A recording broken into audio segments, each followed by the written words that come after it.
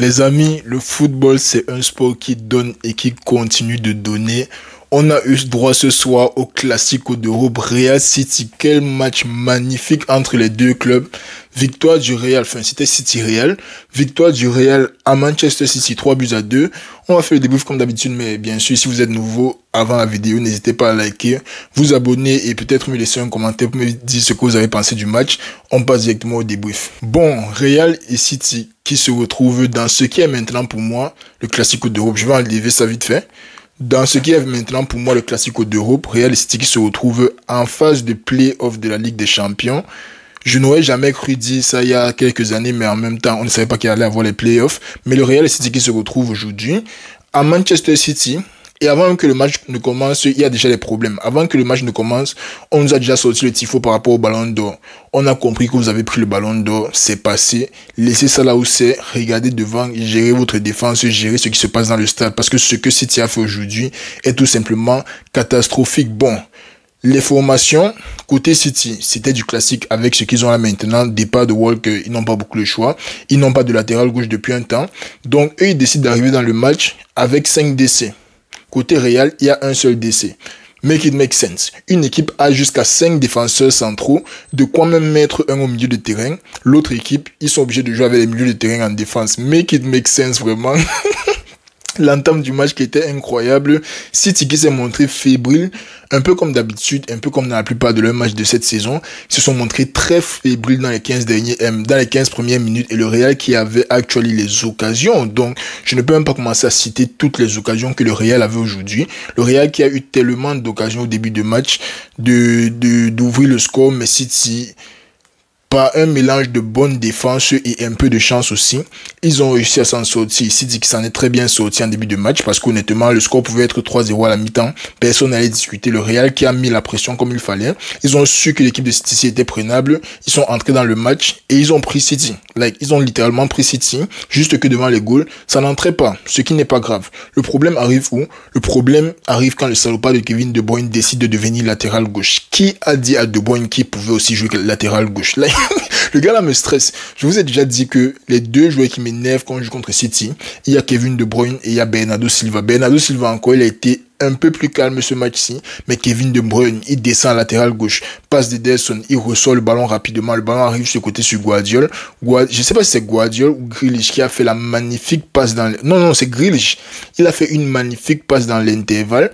On ne peut pas vraiment se plaindre de la défense du Real sur le coup parce qu'honnêtement, la course de Guardiola était magnifique. La course derrière les décès. Asensio n'arrive pas à le voir. Il ne sait pas qui barrer. Il est concentré sur Haaland. Derrière lui, il y a Guardiola qui fait la course. La passe de Guardiola, magnifique. J'ai failli croire qu'il y avait hors-jeu, mais maintenant avec les hors-jeux, on ne discute plus. Si ton hôtel dépasse, on va dire que c'est hors-jeu. Si ça ne dépasse pas, ce n'est pas hors-jeu. Haaland n'était pas hors-jeu. Magnifique finition de Haaland. Maintenant, est-ce que Courtois aurait pu mieux faire sur le ballon là? Moi, je ne saurais vous dire. Arriver contre Haaland, c'est toujours un peu stressant pour les gardiens. Donc moi, je ne saurais vous dire. Courtois qui a ouvert le deuxième poteau, Haaland qui finit, magnifique. Et à partir de là, le match tourne complètement. City qui a pris toute la confiance du monde entier. Et Guardiola, c'est un gars qui me stresse. Guardiola, quand je regarde le football et que j'essaie d'analyser ça tactiquement, je n'arrive pas à comprendre pourquoi tes deux latéraux sont au milieu du terrain. Je ne dis pas que c'est mauvais, mais mon frère, baisse les nerfs. Pourquoi tu envoies jusqu'aux latéraux au milieu du terrain? C'est quel genre d'emprise que tu vas avoir sur le match au point où tu envoies les latéraux nous bomber le milieu du terrain? Il n'y avait pas moyen d'avoir le ballon avec l'équipe de City. Et comme j'ai dit dans mes dernières vidéos, dans les derniers débriefs du Real, arriver contre City, on ne gère pas les histoires qu'ils ont perdu contre tel, ils ont vendu 2 buts ici, ils ont vendu 3 buts là-bas, ils sont fébriles les temps-ci. Ce n'est pas comme ça que ça se passe dans un derby, dans un classico, ce n'est pas comme ça que ça se passe. Tu sais qu'arriver contre vous, les gars là vont sortir, mais leur meilleur football, et à partir de là, City a commencé à dérouler. Mais ce qui est bien, c'est qu'ils ne déroulaient pas dans le sens où ils avaient beaucoup d'occasions. Certes, il y a eu une belle frappe de Foden, il y a eu une tête d'Akanji sur la barre, mais à part ça, je ne vois pas vraiment d'occasions franches que City a eu. Même les occasions franches, notre petit joyau, l'amour de cette saison, parce que l'année passée c'était Rosselló, cette année c'est Raúl Asensio, mais le petit l'a fait un bien incroyable. Je ne sais pas ce qui avait piqué Ancelotti pour le mettre dans le match où il a fait la passe de Bellingham. Là, je crois que c'était contre Osasuna, si je me rappelle bien.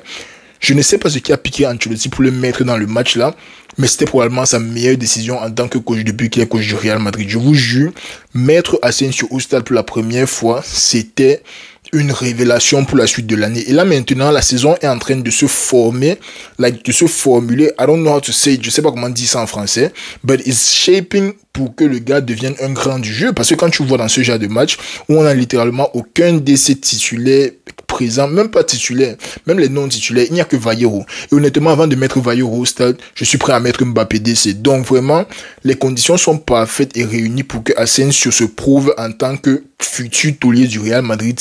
Et il arrive dans le match d'aujourd'hui et il nous sort une performance impeccable malgré toute la pression que City avait avec le ballon. Moi, je trouve qu'il n'arrive pas à très bien se créer des occasions. Quand ils ont le ballon au pied, ils ressemblent un peu au PSG de l'année passée. Quand ils ont le ballon au pied, ça stagne un peu. Quand ils ont le ballon au pied, c'est un peu prévisible. Quand ils ont le ballon au pied, on connaît déjà dédoublement sur le latéral. On fait la petite passe. Soit il centre au deuxième poteau à Haaland, soit il essaye de mettre la petite passe en retrait pour que le joueur marque. On connaît déjà tout ça. City ne s'est pas procuré autant d'occasions quand ils avaient le ballon au pied. On va à la mi-temps 1-0. Il n'y a pas de problème. Moi, en tant que fan du Real, il n'y a pas de problème, mais je stresse un peu. Je stresse un peu pourquoi? Parce que les gars s'y gardent le ballon et on n'arrive pas à récupérer le ballon. Maintenant, le bon côté des choses, c'est quoi?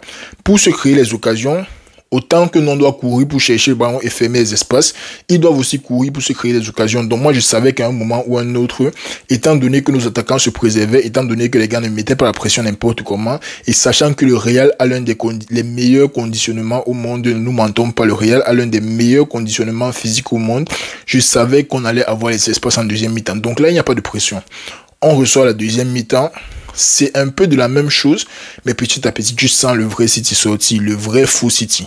Le City qui fait les erreurs, le City qui a les erreurs de relance, le City où les passes ne sont pas précises. Malgré le fait qu'ils étaient à domicile, tu sentais que le Real était en train de prendre l'ascendant sur le match. Une faute par ici, deux fautes par ici, trois fautes par là-bas. Et après, il y a but de Mbappé. Le but de Mbappé... il a marqué, c'est tout ce qui compte. Le but de Mbappé, il a marqué, il était bien placé, il a fait le bon appel. Il a essayé la magnifique finition parce que je crois vraiment qu'il aurait pu contrôler avant même de tirer. Mais il a essayé la finition d'un buteur. Et ça lui a réussi. C'est ça quand tu es en confiance. Quand tu es en confiance, même les trucs les plus idiots te réussissent. Parce que le ballon, là, le temps que c'était en l'air, quelqu'un avait le temps de partir, se faire un café, revenir et voir si le ballon est entré ou pas. Le ballon là était en l'air. Je ne savais pas quoi faire. Je ne savais pas si je devais insulter Mbappé ou célébrer. Finalement, c'est entré. Donc tout ça, c'est la confiance. Il n'y a pas de problème. On continue le match. On a les occasions. Honnêtement, à une période du match, toutes les occasions qu'on se créait étaient dangereuses. Chaque fois que le Real touchait le ballon, tu sentais qu'il pouvait se passer quelque chose derrière. Merci à City d'être aussi faible, mais honnêtement, le match que nous sort les 4 de devant du Real là aujourd'hui est incroyable. Il y a une occasion là où ils sont à 4 contre 7. Rodrigo prend sur le côté droit, il fait ce qu'il fait là-bas, il met la passe au milieu à Mbappé. Mbappé met sur le gardien. C'est ça qu'on veut voir du Real. Quand on dit que vous avez les 4 fantastiques devant, ce n'est pas pour qu'on soit à 17 pour pouvoir attaquer, c'est pour que quand vous avez le ballon, vous réussissez à trouver les espaces à créer pour pouvoir vous procurer les occasions dangereuses. C'est ça qu'on attend du Real. Magnifiquement fait ça en deuxième mi-temps, jusqu'à ce que le salopard de Ceballos vienne donner le penalty. Ceballos, à la mi-temps, j'ai entendu l'un des commentateurs dire que le gars ne mérite même pas d'être au Real. Le gars là mérite d'être au Real.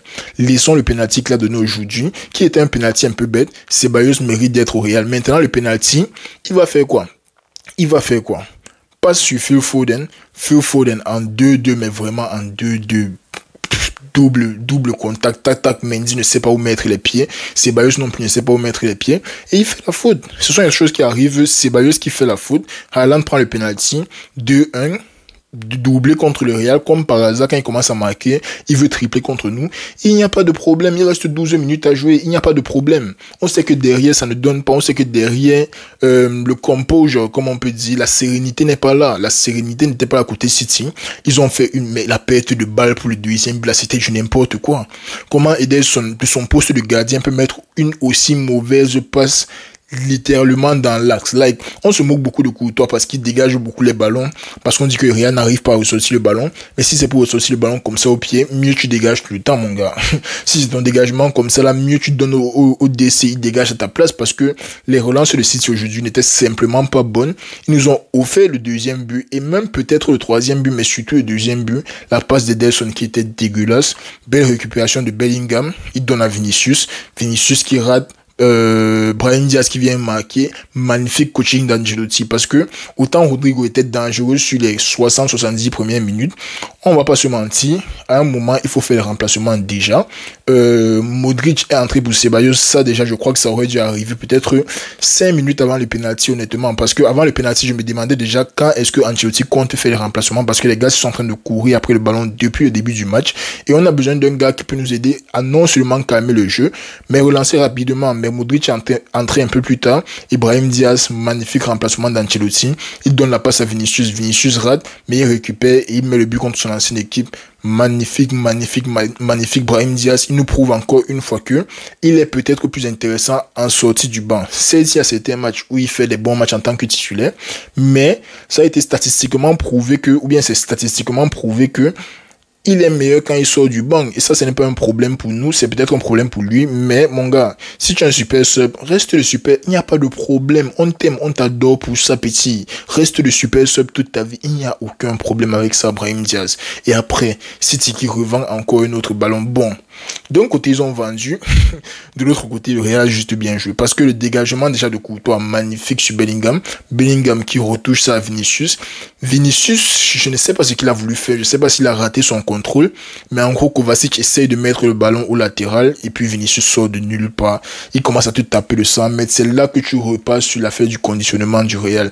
À la 90e plus. 90 plus. Les joueurs sont en train de te taper les 100 mètres comme ça. Comme si de rien n'était. Tu as un Bellingham qui vient de têter le ballon, qui accélère pour arriver dans la surface adverse. Mais Jude, le but là est tellement mérité. Mais le match de Bellingham aujourd'hui est tellement une masterclass dans ce qu'il fait, dans la propreté de son jeu, malgré le fait qu'ils doivent défendre la majorité du temps, parce qu'on avait peut-être 40% de possession. Malgré le fait qu'ils doivent défendre la majorité du temps, il ne prend pas le carton jaune, sachant qu'il a un jaune sur son dos. Il ne veut pas rater le match retour contre City. Il ne prend pas le carton jaune. Il te donne les magnifiques passes en attaque. Il travaille défensivement et il vient encore te marquer le but de la victoire. Mais qu'est-ce qu'on va encore dire sur le petit Juti? Qu'est-ce qu'on va encore dire? Est-ce que c'est parce qu'il ne met pas les passes entre les 8 lignes chaque jour qu'on va essayer de lui manquer de respect? Est-ce que c'est parce que le gars fait les efforts offensifs et après il rentre défendre comme un chien qu'on va lui manquer de respect? Dit que ballon au pied, même ballon au pied, c'est magnifique. Ballon au pied, il y a tellement de ballons que Jude prend, il tourne, mais il donne la bonne passe, mais il se sort des problèmes, mais il calme le jeu, il libère les coéquipiers. Mais comment Jude? Oh, mais comment? L'équipe de City nous a offert le match, mais c'est ce qu'ils font depuis longtemps, et honnêtement, de toutes les rencontres qu'on a eues contre City les 6 dernières années, parce que je crois que c'est la 5e fois en 6 ans, je les ai sentis très fébriles aujourd'hui, je les ai sentis très prenables et je les ai surtout sentis non dangereux.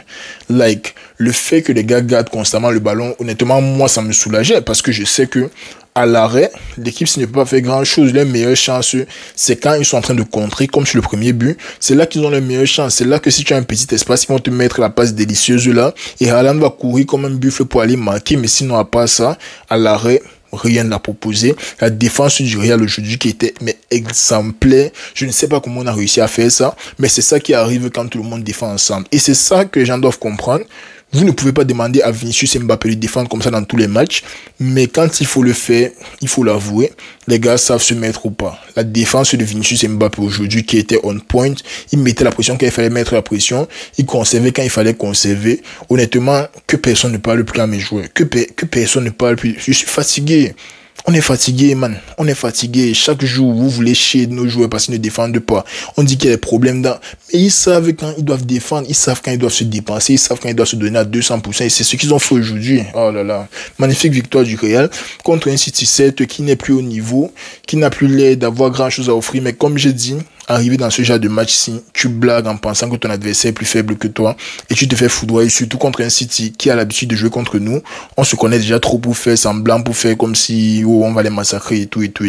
On joue le match comme ça vient et on gagne. Bon, les performances individuelles, Thibaut Courtois, il a fait son match. Je vous ai toujours dit quand Courtois encaisse, c'est qu'il n'a rien pu faire. Ok, le premier but, il a peut-être laissé l'espace deuxième poteau, mais en vrai de vrai, tu te retrouves face à face comme ça, face à Haaland. tu fais de ton mieux. Il a fait de son mieux. C'est le ballon est passé en bas de sa main ou en haut de sa main gauche. Je ne sais plus si c'était en bas ou en haut.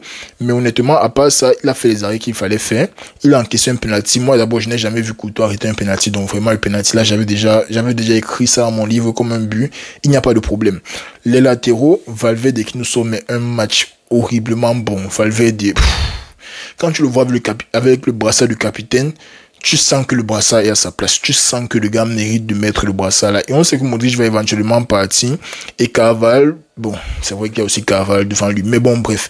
Quand tu vois Valverde avec le brassard, tu sens qu'il mérite et il est fait pour porter le brassard là. Magnifique match de Valverde. De l'autre côté, Ferland Mendy. Il aurait pu être un peu plus agressif par moment et un peu mieux vérifier ses arrières. Mais en général, je crois qu'il fait un bon match défensivement. Offensivement, il ne propose toujours pas assez. Ferland Mendy ne propose tellement pas que les joueurs ne se gênent même pas quand il est en attaque. Vinicius a le ballon, Ferland Mendy est derrière lui. Il n'essaye même pas de faire la course. C'est à ce point-là qu'il ne se gêne pas. Le gars n'essaye même pas de faire la course pour tirer l'un des deux joueurs. Aucun problème. Ferland Mendy défensivement, ça va. Aujourd'hui, ça va. Comparé à récemment, aujourd'hui, on le laisse passer. Offensivement, merci, mais non, merci. Le milieu de terrain, la défense centrale, Tchouaméni qui nous sort mais un sacré match quand même. Tchouaméni qui nous sort un sacré match surtout face à Haaland. Ok, il n'était pas bien positionné au premier but, mais malgré ça, le reste du match impeccable de la part de Tchouaméni et le joyau Raúl Asensio. Qu'est-ce que je vais dire? Qu'est-ce que je vais encore dire sur Raúl Asensio à part le fait que le gars là c'est un don du ciel. Raúl Asensio, la saison-ci est faite pour qu'il montre qui il est vraiment. Et c'est exactement ce qu'il est en train de faire. Donc Raúl Asensio, honnêtement, j'ai entendu dire qu'on va acheter Saliba, quoi, laisser Saliba où il est. Laissez Saliba où il est. Il va venir prendre un poste de titulaire pour rien au Real. Laissez-nous Raúl Asensio au stade, laissez-le jouer, laissez le petit se développer. Il a du potentiel, il a de l'avenir et nous on le veut au stade. L'année prochaine, j'achète mon maillot Raúl Asensio, sauf si on achète un Saliba, parce que si on achète un Saliba, je sais que Raúl Asensio ne va jamais jouer. Mais si Raúl Asensio reste l'année prochaine et il n'y a pas de nouveau décès, c'est notre nouveau titulaire, il va rester là et le gars là se donne à 200%. Il a joué ce que Rudiger allait jouer à Haaland et ça a très bien marché, ça a magnifiquement marché pendant 90% du temps. Les 10% ce sont les deux buts. Le milieu de terrain, Dani Ceballos, parfois dépassé par le match, parfois dépassé par les mouvements offensifs de City, mais généralement, il a très bien défendu, il a très bien gardé le ballon, il a très bien distribué. Dani Ceballos fait son match. Kamavinga, pour un retour de blessure, joué 90 minutes contre City. Chapeau l'artiste, le gars là est tellement, mais il est tellement fort, Kamavinga. Kamavinga, il est tellement fort. Et le troisième milieu, c'était qui? Jude. Que feront donc tu quand Bellingham va commencer à courir dans ta défaut, que feront donc tu, monsieur Jude? Il n'y a plus rien à dire. Il n'y a plus rien à dire par rapport à Jude. L'attaque, Rodrigo, match magnifique de Rodrigo. En fin de match, il a un peu baissé le régime, mais défensivement, les efforts défensifs que Rodrigo fait, Vinicius et Mbappé ne peuvent jamais imaginer, même espérer faire ça dans leur vie. Pas qu'ils ont envie de faire ça, mais ils ne peuvent pas faire. Mbappé et Vinicius, match magnifique des deux. Vinicius, en début de match, il ressortait un peu son match contre l'Atlético où il voulait faire les pète-pète là, mais petit à petit, l'oiseau fait son nid, petit à petit. Maintenant, Vinicius, c'est comme si il jouait les deuxième mi-temps. Et il a besoin d'être en première mi-temps pour être aussi fort en deuxième mi-temps. S'il sort du banc, je ne suis pas sûr qu'il sera aussi fort, mais début du match, il commence toujours un peu doucement, mais quand le gars finit, de toute façon, il finit le match, de toute façon, il prend à partir de la 40e minute en montant. Incroyable Vinicius et puis Mbappé qui a eu son but. Tout le monde est content, rentrons à la maison. On les attend la semaine prochaine. La semaine prochaine, ça ne sera pas tous vos machins que vous venez avoir. Non. La semaine prochaine, c'est même pas ça. Déjà que Clément Turpin a refusé, il a taclé Haaland et il a refusé un coup franc obvious à Bellingham en fin de match, mais bon, on va pas en parler, on parle pas des arbitres ici. Le Real qui gagne 3-2, c'est tout ce qui nous intéresse. Demain, je sais pas quel grand match il y a demain, mais on va voir ça demain, les amis. Si vous êtes encore là, n'hésitez pas à liker, vous abonner si vous voulez voir le débrief de demain. Je ne sais pas si je fais une vidéo récap Ligue des Champions parce que je dois aussi parler du match du PSG, mais la vidéo aussi est déjà un peu longue. Mais bon, bref, on va voir ça demain. Jusqu'ici, pour les nouveaux, n'hésitez pas à liker, vous abonner et surtout me dire ce que vous avez pensé du match. Prenez soin de vous, les amis. On est ensemble.